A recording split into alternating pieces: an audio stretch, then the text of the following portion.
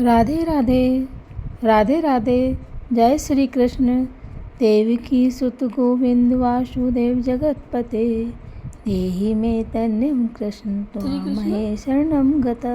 श्री महाभारत के खिलवाड़ हरिवंश के अंतर्गत विष्णु पर्व का 5वां अध्याय आज हम अध्ययन करेंगे, श्रवण करेंगे, मनन करेंगे, जिसमें बताया गया है वसुदेव जी का नंद को ब्रज में लौटने की सम्मति देना और नंद जी का गो ब्रज की शोभा निहारते हुए वहाँ पधारना। जय श्री कृष्ण। वैशंपायन जी कहते हैं, जन्मेजय वसुदेव जी ने प्रसव से पहले ही रोहिणी को ब्रज में भेज दिया था। जब उन्होंने सुना कि रोहिणी ने पहले ही एक ऐसे पुत्र को जन्म दिया है जिसका मुख चंद्रमा से भी अधिक कांतिमान है, तब वे तुरंत ही कंस का कर चुकाने के लिए पत्नी सहित मथुरा में आए। नंदगोप के पास जाकर मंगलमयी वाणी में बोले, मित्र, तुम इन यशोदा जी के साथ ही शीघ्र ब्रज को लौट जाओ। तात वहाँ जाकर उन दोनों बालकों को जात कर्म आदि संस्कारों से संपन्न करके ब्रज में ही सुखपूर्वक उनका पालन पोषण और संवर्धन करो। ब्रज में रोहिणी के गर्भ से उत्पन्न हुआ जो मेरा शिशु पुत्र है, उसकी भी रक्षा करना भाई। मैं तो पितृ पक्षों में पुत्रवानों के द्वारा निंदनीय ही होऊंगा, क्योंकि मैं ऐसा भाग्यहीन हूँ कि अपने एकमात्र शिशु पुत्र का मुख ही नहीं देख पाता हूँ। यद्यपि मुझे इस बात का ज्ञान है कि सुख दुख और संयोग वियोग आदि प्रारब्ध के ही अधीन हैं, तथापि निरंतर बना रहने वाला भय मुझ बुद्धिमान की भी बुद्धि को बलपूर्वक हर लेता है। इस निर्दय कंस से मुझे सदा यह डर लगा रहता है कि कहीं यह मेरे इस शिशु का भी वध न कर डाले। अतः तात नंदगोप, तुम मेरे पुत्र रोहिणी कुमार की जिस उपाय से भी रक्षा कर सको करो। बालद्रोहियों के स्वरूप का यथावत रूप से विचार करके जैसे बने उसके जीवन की रक्षा करो, क्योंकि जगत में बहुत से ऐसे विघ्न खड़े हुए हैं जो बालकों को त्रास दे रहे हैं। मेरा वह पुत्र बड़ा है और तुम्हारा यह बालक छोटा। तुम इन दोनों को ही सुखपूर्वक समान दृष्टि से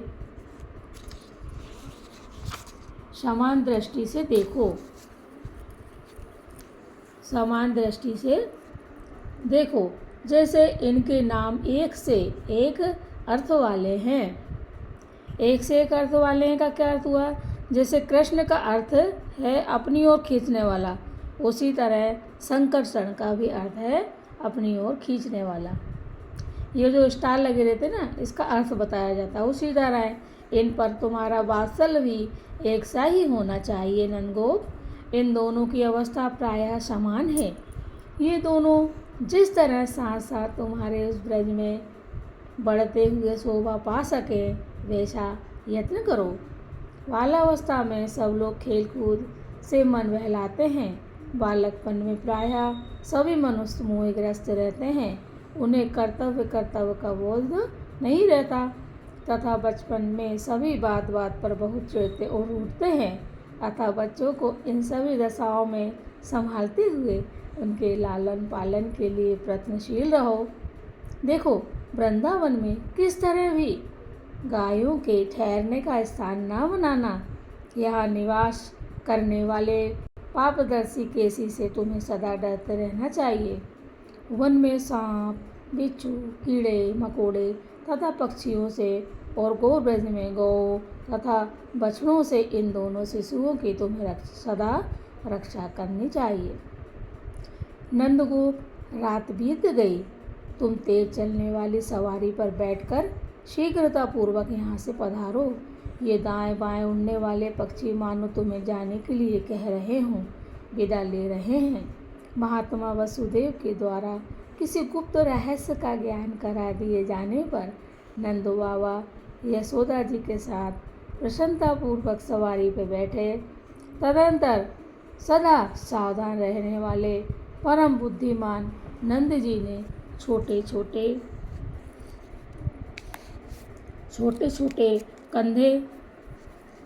छोटे बालक जिसे कंधे पर ढो सके ऐसी शिविका यानी डोली, जो डोली होती है उसको क्या कहते हैं संस्कृत में, शिविका डोली में अपने शयन करने योग्य शिशु को सुला दिया। फिर यमुना जी के किनारे किनारे जाने वाले ऐसे एकांत मार्ग से वे चले जहाँ जल की बहुत आयत थी और ठंडी ठंडी हवा चल रही थी। गोवर्धन के निकटवर्ती सुप्रदेश में पहुंचकर उन्होंने गाँवों को ब्रज देखा जो यमुना नगर के तट से जुड़ा हुआ था और शीतल वायु उसकी सेवा करती थी। विशेष प्रकार की बोली बोलने वाले शिकारी जीवों के रहने से उस प्रदेश की रमणीयता बढ़ गई थी। वहाँ लता और वल्लियों से लिपटे हुए बड़े बड़े वृक्ष शोभा पा रहे थे। घास चरती और थनों से दूध झरती हुई गौओं से वह स्थान अलंकृत था। वहाँ गौओं के चलने फिरने के लिए समभूमि थी। विषम नहीं, जलाशय में उतरने के लिए जो मार्ग थे वे भी सम ही थे। बैलों तथा सांडों के कंधों की टक्कर से तथा उनके सींगों की रगड़ से वहाँ के कई वृक्ष घिसे हुए दिखाई देते थे। वहाँ गीत और मांस भक्षी वन बिलाव आदि के पीछे मांस की इच्छा रखने वाले बाज तथा वसा और मेर खाने वाले गीदड़ चीते एवं बाज आदि लगे हुए थे। इन सब के द्वारा वह प्रदेश घिरा हुआ था। सिंहों के दहाड़ से वहाँ का वन प्रांत गूंजता रहता था। नाना प्रकार के पक्षी वहाँ सब ओर व्याप्त थे। उस ब्रज में जो वृक्षों में फल लगे थे वे बड़े ही कैसे थे, स्वादिष्ट थे। वहाँ घास पात और लता बेलों की बहुलता थी। इस प्रकार वह गोब्रज गौओं के रमाने के शब्द से मुखरित था। गोपांगनाओं से घिरा हुआ वह भूभाग बड़ा रमणीय दिखाई देता था। बछड़ों के बोलने से वहाँ का स्थान सब ओर से गूंजता रहता था। छकड़ों की गोलाकार श्रेणियों से वहाँ का भूभाग बहुत विशाल जान पड़ता था। वहाँ चारों ओर कांटों के बाड़ लगे थे। सीमाओं पर जंगल के गिरे हुए बड़े बड़े वृक्ष रखे गए थे। बछड़ों के लिए गाड़े गए खूंटों और बांधने की रस्सियों से उस ब्रज की बड़ी शोभा हो रही थी। वहाँ धरती पर सब ओर सूखे कंडे या करसी के ढेर पड़े थे।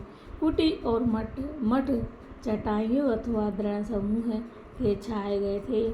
कुशल पूर्वक घूमने फिरने के लिए वहाँ बहुत से स्थान थे अथवा उत्तम लक्षणों से युक्त भट्टों के प्रचार से वह ब्रज समृद्धिशाली प्रतीत होता था। कैसा प्रतीत होता था? समृद्धिशाली होता था। स्टार लगाया ना, ऐसा अर्थ, ये जो अर्थ बताया है मतलब जो करा है वो नीलकंठी जी ने किया है वर्णन। वह भूभाग हष्ट पुष्ट मनुष्यों से भरा था। वहाँ मोटी और पतली रस्सियों की बहुतायत थी। दूध दही मथने के लिए जो बड़े बड़े माट या घड़े होते थे ना, पहले तो दूध दही जो दूध जमाया जाता था, फिर उसके बाद जो बड़े बड़े घड़े होते थे उसमें वही बनाया जाता था। हमने तो हमारे ससुराल में ऐसे ही बनाया है, आपने भी बनाया होगा। उनमें से मथने के साथ जो शब्द प्रकट होता था वह वहाँ सब ओर फैला हुआ था। एक जगह मही बनता था मटके में तो दूसरी जगह वो मथनी की आवाज़ जाती थी। वहाँ तक्र यानी क्या होता है? मठा को संस्कृत में तक्र कहते हैं। वहाँ तक्र बहाने के लिए बहुत सी नालियाँ बनी थी। दही के ऊपर जो सावर भाग मंड होता है उससे वहाँ की मिट्टी गीली हो रही थी। मथानी चलाने के समय गोपियों के हाथों के कंगन खनखनाते रहते थे। आपको भी अनुभव होगा, जब मही बनाओ तो अपनी चूड़ियाँ खन खन उनकी मधुर झनकार वहाँ सब ओर गूंजती रहती थी। उस वज्र में काक पक्ष पीछे की ओर सिर पर बड़े बड़े बाल धारण करने वाले बालक खेल रहे थे। ग्वाले के अखाड़ों से वहाँ का भूभाग भरा था। ग्वाल बाल थे ना, आसपास घूमते थे। कितना सुंदर दृश्य रहा हुआ। गाँवों के बाड़ों रहने के स्थान के दरवाज़ों पर काठ के कुंडे लगे हुए थे। लकड़ी के कुंडे, बीच में गायों के ठहरने, विश्राम करने आदि के लिए पर्याप्त स्थान था। ऐसी गौशालाओं से वह ब्रज भरा हुआ था। आग पर खौलाए जाते हुए घृत की मनोरम गंध से वहाँ की वायु सुवासित हो रही। जब हम घी बनाते हैं तो उसका खुशबू अच्छी रहती है। जल्दी से हम दही जमा के और कम समय में बना लेते हैं तो उसकी खुशबू बहुत अच्छी होती है। नीली पीली साड़ियों से सुशोभित तरुणी स्त्रियाँ उस ब्रज को अलंकृत किए हुए थे। पहले लाल पीली यही साड़ियाँ पहनी जाती थी कलर। आजकल तो विभिन्न कलर हो गए, अंग्रेजी हो ये हो। वन के फूलों का कर्णभूषण धारण किए बहुत सी गो कन्याएँ वहाँ सिर पर घड़े लिए आती जाती थी। उनके वक्षस्थल के अग्रभाग से बंधे थे और उन पर आंचल पड़ा हुआ था। यमुना के तट पर गए हुए मार्ग से जल लाने वाली उन गोप कुमारियों से वह ब्रज घिरा हुआ सा जान पड़ता था। ग्वालों के शब्द से गूंजते हुए उस गोब्रज में प्रवेश करते समय नंदराय जी को बड़ा हर्ष हुआ। वृद्ध गोपों तथा बड़ी बूढ़ी स्त्रियों ने आगे बढ़कर इनका स्वागत किया। तत्पश्चात उन्होंने चारों ओर से घिरे हुए उस सुखदायक आवास स्थान में रहने के लिए रुचि प्रकट की। वसुदेव जी को सुख देने वाली रोहिणी देवी जहाँ रहती थी, वहीं उन्होंने ब्रज में गुप्त रूप से रहने वाले बाल सूर्य के समान तेजस्वी श्री कृष्ण को सुला दिया। बोलो श्री कृष्ण भगवान की जय। माता यशोदा के लाल की जय, नंद गोपाल की जय। इस प्रकार श्री महाभारत के खिलवाड़ हरिवंश के अंतर्गत विष्णु पर्व में नंद जी का गोब्रज में गमन विषयक 5वां अध्याय पूर्ण हुआ। जय श्री कृष्ण। राधे राधे। देवकी सुत गोविंद वासुदेव जगतपति, देहि में तन्यम कृष्ण त्वामहे शरणं गता। हे कृष्ण भगवान, हम सब जो श्री हरिवंश पुराण पढ़ रहे हैं, आपकी लीलाएं पढ़ रहे हैं और सुन रहे हैं, हम सभी के मनोरथ पूर्ण करें।